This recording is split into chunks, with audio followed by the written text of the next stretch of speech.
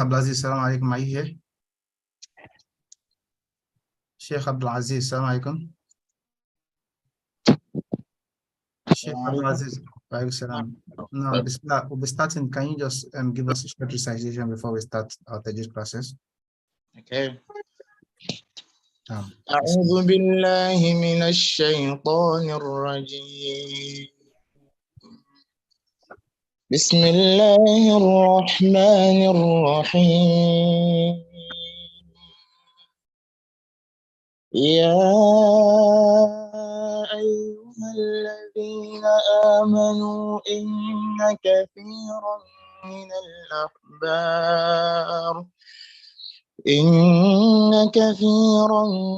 الأحبار والرهبان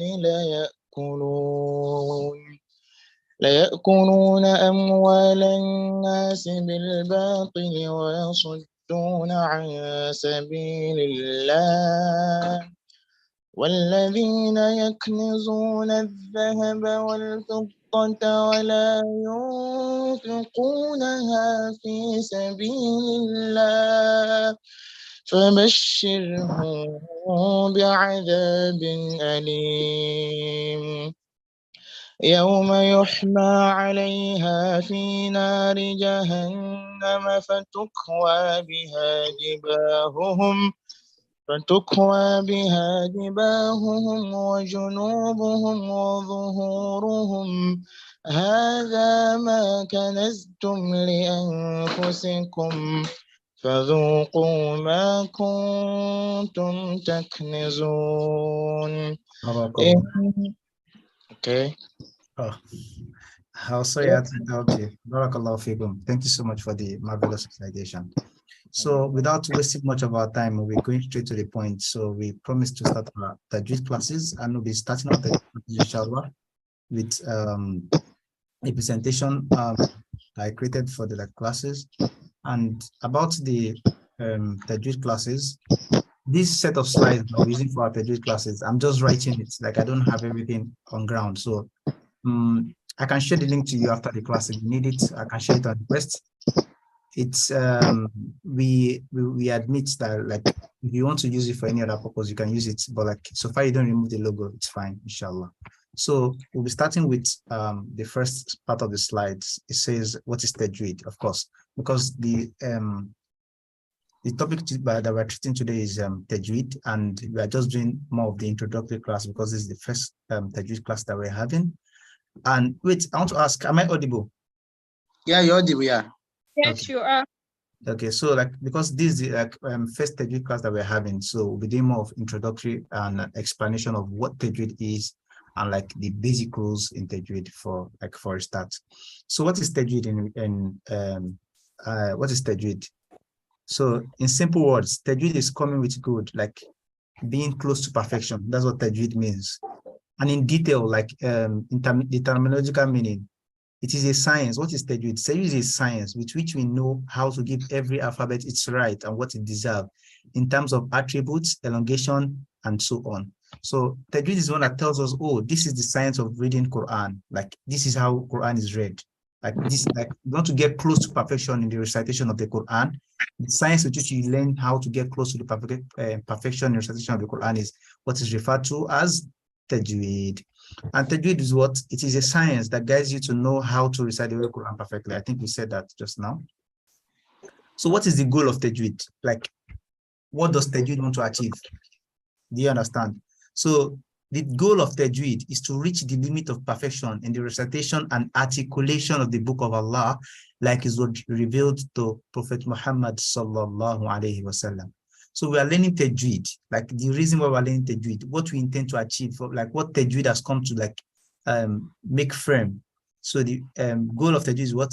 Is to reach the limit of perfection in the recitation of and articulation of the Book of Allah, like it was revealed to Prophet Muhammad sallallahu alaihi wasallam. What's the mission? It could also be said that like Tajweed is the goal of Tajweed is to guard your tongue from making mistakes in the Book of Allah subhanahu wa ta'ala.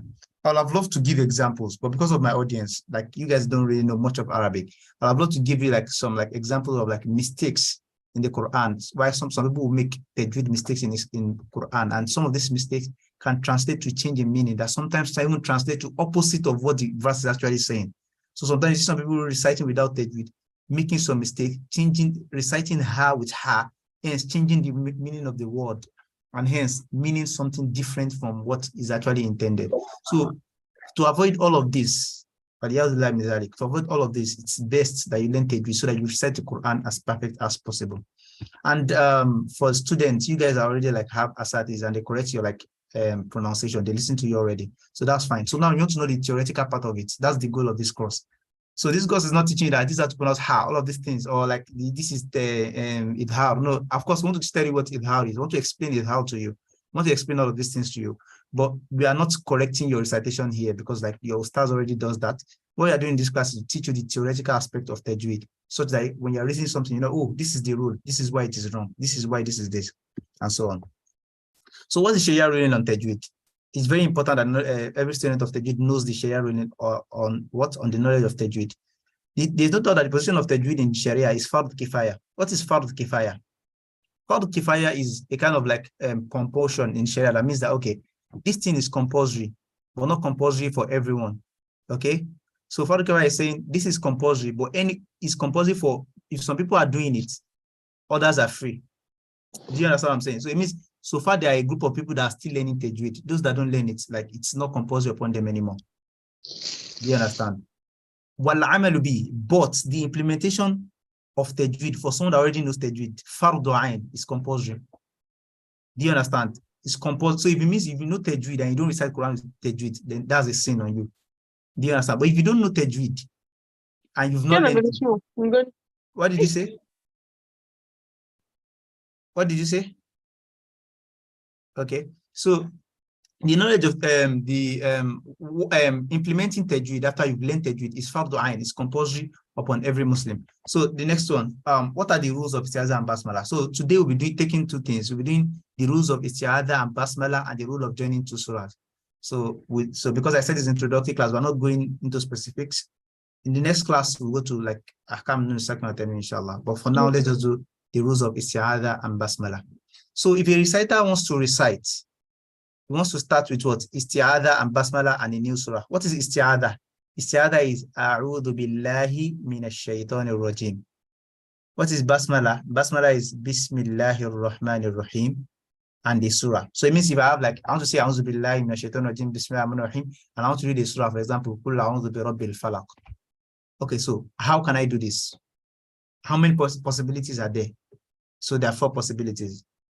The first is what? Reading the isti'adha, basmala, and the beginning of the surah separately. So what example of this is? A'udhu billahi minash shaytanir rajim. Bismillahir rahmanir rahim. Qul a'udhu bi rabbil falaq. Can you see? I started isti'adha separate, basmala separate, and the first verse of the surah separately. The second one is what? Joining isti'adha and basmala together only. For example, أعوذ بالله من الشيطان الرجيم بسم الله الرحمن الرحيم قل أعوذ برب الفلق. That's the second way. You join isti'adha and basmala together and you recite and you start with the beginning of the surah. The third method you could go is joining basmala and the first verse of the surah only. For example, أعوذ بالله من الشيطان الرجيم بسم الله الرحمن الرحيم الحمد لله رب العالمين. The fourth one is joining all the 3. What surah should I use with this? I want a suggestion so that it's going to be like a conversation and not more of a lecture. Can somebody suggest a surah I should implement this for? Who suggests a surah? Surah Al-A'la. A'la, okay. أعوذ بالله من الشيطان الرجيم بسم الله الرحمن الرحيم سبح اسم ربك الأعلى. So it's permissible to recite like that. So as a student of Tajweed, you have to understand like most of recitation too. So it means now you are aware that when you're starting a surah, Bismillah, A'udhu Billahi Shaitan Rahim, it's permissible to join A'udhu Billahi Minash Shaitan Rajim, Bismillah Rahman Rahim, and the new surah you're about to recite, or make everything separate or join any two. That's how we were able to form all of these four possibilities. To the next slide. So what are the rules of joining two surahs? That's where a problem comes now. Okay, when I end a surah and I'm to go to the next surah, like what are the possibilities? Like how can I do it? Like which of them are permissible, which of them are not permissible? So say if a reciter wants to read basmalah between two surahs. Okay, yeah, if you want to recite Bismillah between two surahs, like how many ways can he do this? There are three ways, and one of the ways what is not permissible. So there are three permissible ways, and there's a way that is not permissible. So you can are you there? So you can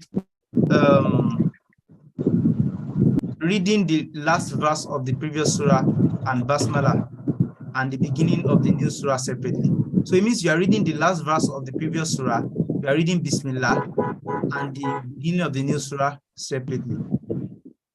So you read this reading.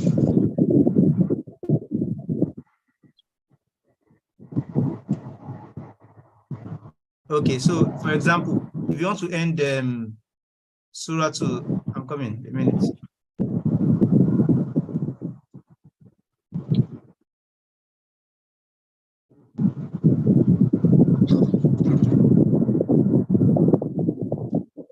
Okay, so if you want to read the first permissible way of joining two surah is when you read the last surah and Bismillah, when you read those two, you stop, then you move to what? The next surah. For example, let's read with surah to, what surah have we not used? We've not used Kafirun. Okay, so let's use surah to Kafirun. Eh? You use Ikhlas. We use okay, let's use surah to Nas. What's the last verse of surah to Ikhlas? Walam yakul lahu kufuwan ahad. Is that correct? Is that not correct?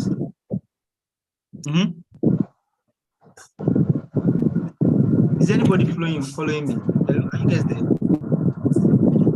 Hello? I want to be sure that you guys are following. Yeah, We yeah. are here. Yes. Oh, okay. Yes. Okay, so now we intend to join surah to Falak and Ikhlas together. I think I should do the example. I'm coming.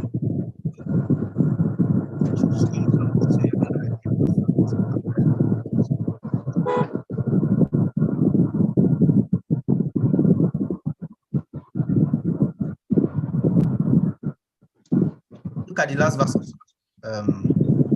of Surah Al-Falaq. وَمِنْ شَرِّ حَاسِدٍ إِذَا حَسَدَ. That's how you recite normally. But there is this actually ends, the last alphabet actually ends with a fatha. So if I'm to recite this, if I'm to recite this, hello? Hold on. You meeting in Mike Inky. Muna jin surutun ki. Oh, I'm sorry. Ana. Have you muted your mic? Okay, so one of the first permissible method is what? Joining basmala and the first verse of the surah. Okay, so the first method is what? Join the last verse of the previous surah with basmala and stopping. This one, the first rule is that is permissible is what? Joining all the three recitations together. For example, where is it? Okay, this is it here. وَمِن شَرِّ حَاسِدٍ إِذَا حَسَدَ بِسْمِ اللَّهِ الرَّحْمَنِ الرَّحِيمِ قُلْ أَعُوذُ بِرَبِّ النَّاسِ. Joining all three.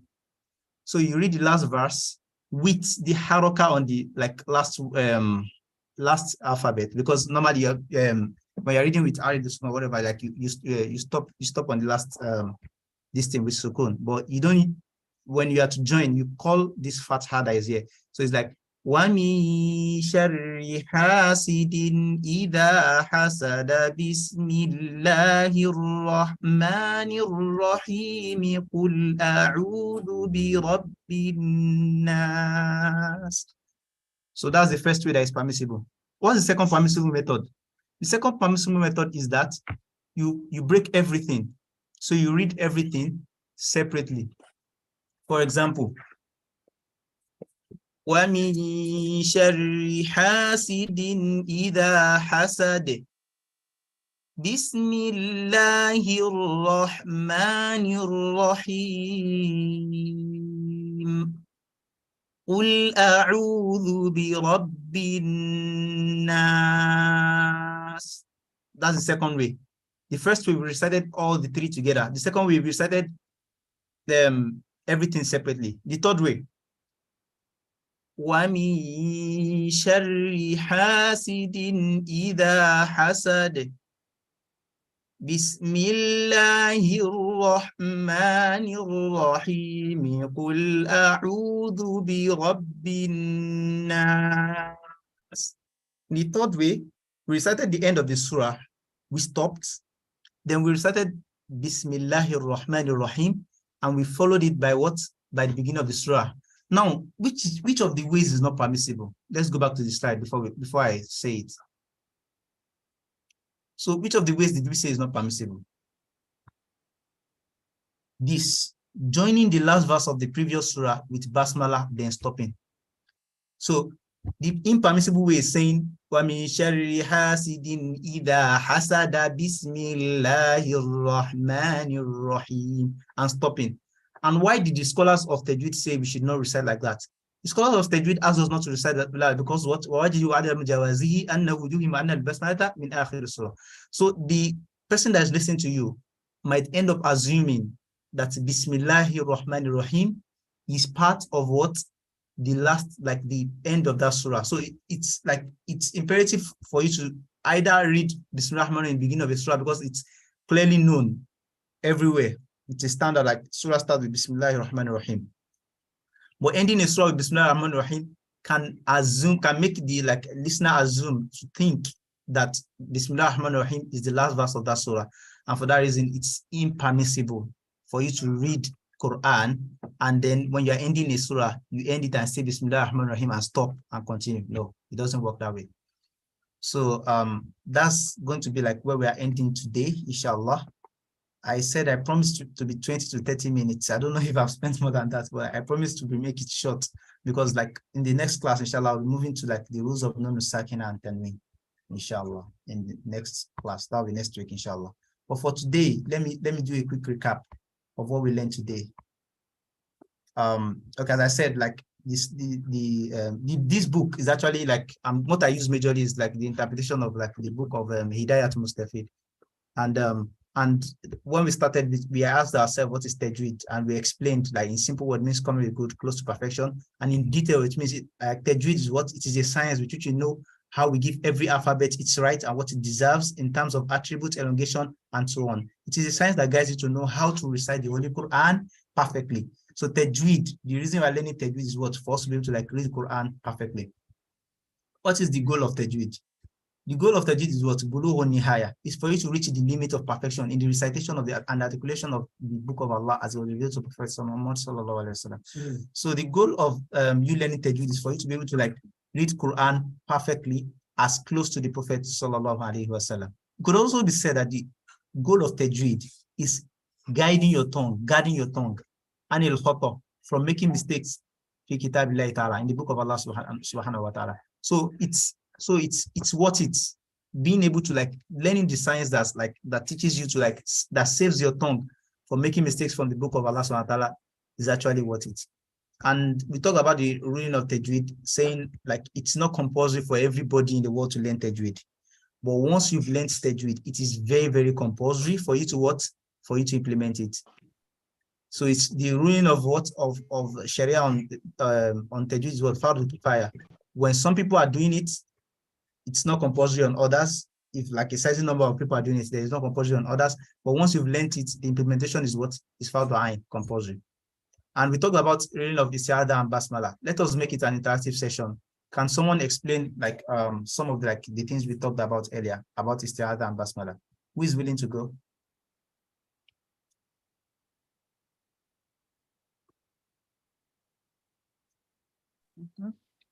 Assalamu alaikum. Wa alaikum salam wa rahmatullah. Istiaza is A'udhu billahi minash shaitanir rajim. And basmala is Bismillahir Rahmanir Rahim. Yeah, that's correct. So istiaadha is A'udhu billahi minash shaitanir rajim and basmalah is Bismillahir Rahmanir Rahim. Another volunteer, I want to know like if a reciter is to start with istiaadha, basmalah, and a new surah. So it means you want to say A'udhu billahi minash shaitanir rajim, Bismillahir Rahmanir Rahim, and you want to read a surah.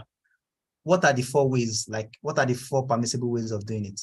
With example. So I want somebody to go. I don't need to call names. Is anybody willing to volunteer to explain this part to us? Assalamu Alaikum. I can try. Okay, go ahead, ma. Okay, so we say the istiaadha, basmala, and the surah together at the beginning of the surah together. That's one. Okay. We can say the istiaadha and basmala together and the surah separate. Okay.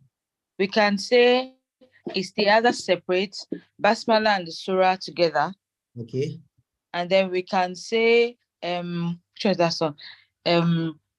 all of them together. Have I said that one? Yes, you said All of them separately. So it means you can either say everything separately, or Yeah. say it together, or add any 2. So that makes it 4 combinations. Mashallah. Mashallah. So, and the final place, I didn't write this properly. I mixed this up. I think that was why I was like surprised. I was trying to figure out what this is not correct. What I was trying to write here is that like you join all 3 together. That's what I meant here. Okay, so there's somebody else like volunteer to like explain joining of 2 surahs. End of a surah, Bismillah, then another surah. Can someone just explain, just a quick recap, and then we do dua and then we end our session here.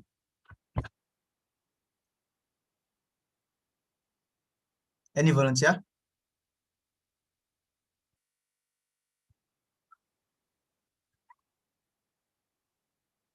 Any volunteer?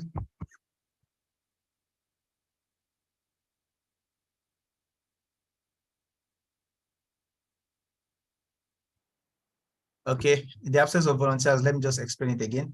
You can decide to join all 3 together. You can join Bismillah and the first verse of the surah together. It means you read the last verse of that surah, you stop. You read Bismillah and then you read the first verse of the surah. You can read everything separately. And one is not permissible. The one that is not permissible is joining the last verse with Bismillah, because scholars they say that the person listening to you might assume that Bismillah is part of this previous surah that you were reciting. So we'll be stopping here, inshallah. Allahumma alimna ma yanfa'na wa anfa'na bima 'allamtana. Allahumma dakhilna al-jannata ma'al abrar. Allahumma ja'alha hujjatan lana la hujjatan alayna. Allahumma ighfir lana dhunubana jami'a. So I want to take questions before we end our session. Does anyone have like any questions? Assalamu alaikum. Alaikum salam wa rahmatullah. I apologize if my question is seeming somehow, but I've always wanted to ask this question. Okay. Is it compulsory to recite the Quran with can I just say A'udhu billahi minash shaitanir rajim, Bismillah, instead of saying A'udhu billahi, like using is it compulsory? Because I don't know how to do it, sincerely. I've tried so many times. I can't recite Quran for long. using the singing tone. I wasn't taught like that, so it's hard for me. Okay, so you're asking like, is it compulsory to recite Quran like that or not? Yes. Okay. So my response would be, because when Allah subhanahu wa ta'ala commanded the Prophet to read the Quran, he said, أو زد عليه ورتل القرآن ترتيلا. He said, رتل القرآن ترتيلا. Like he said, like recite the Quran like in a melodious way. And then what the Prophet said, when Prophet was going to make like instruction about the Quran, he said, Zayyinul Qur'ana bi aswatikum. Like, Mommy, by Dada, leave. beautify your beautify your like voice, beautify Zayyinul Qur'ana bi aswatikum. Beautify the Quran with your voices, like recite Quran in a melodious way. So I think I wouldn't say it's compulsory to read the Quran in a singing manner. I don't know how to explain it that way, but like I think it's very good for you to like try your best to recite it in the best way you can. Do you understand? So like I think the best way you can it varies from person to person. But I think when you're reciting the Quran, since you're reciting the word of you're reading the word of Allah subhanahu wa ta'ala, and it already has like a way of reciting it, I think you should try your best to like achieve something close to the best. Like try to read it in the best way you can. And inshallah, Allah subhanahu wa ta'ala will accept it as an act of ibadah. Ameen. Does any other person have any question? Thank you. Yeah, you're welcome, man. I saw Asma Ali raising her hands. Do you have questions? Okay, No, so, I was just seconding what she said because I had an issue with that also. I wasn't taught in a melodious way. okay. So I always read it very fast, but now I'm trying to read it with better, perfectly. Now that make it easy. I would say you shouldn't read Quran too fast. You can read it slow, but you shouldn't read it too fast. And I would say in a melodious way. I know many people actually have that issue of reciting the Quran in a melodious way. I think that's actually true. But since you are learning the Tajweed, don't worry. When you recite the Quran, there are people that don't have voice, but when they recite the Quran, because they recite it with Tajweed, it's still appealing. Do you understand? So I think if you try to recite the Quran with Tajweed, even if you're not like being like singy about it, like it comes out inevitably, like unavoidably. So with time, inshallah, I think all of these issues will be resolved, inshallah. That's the best answer I can give. I wouldn't say it's compulsory. I'll say you should try. Inshallah. Any other questions? Can we recite the Quran from our mind? Like just be looking at it, but not moving our lips. So my response to this is going to be, Hello. Yes. you cannot recite the Quran by moving your lips. You cannot recite it. I want to say hello. The reason for it's two ways. For example, if I think about something bad in my mind and I don't execute it, I don't get a sin for it. Do you understand? The same thing in Islam, like for a good deed. That if you like look at the Quran and you're not reading it, it means you are not actually executing the action. The action of reciting the Quran is like moving your lips. Worst case scenario, your lips has to move. And that's why some scholars have said that if you are praying salah and you are not moving your lips, then you don't have salah. Your salah is null and void. I think we will be doing fiqh sessions too, inshallah, so that we are going to learn all of these things. When you are praying on salah, you have to move your lips, even if it's a silent prayer. For example, if I'm praying Zuhr, you know Zuhr is silent. Allahu Akbar.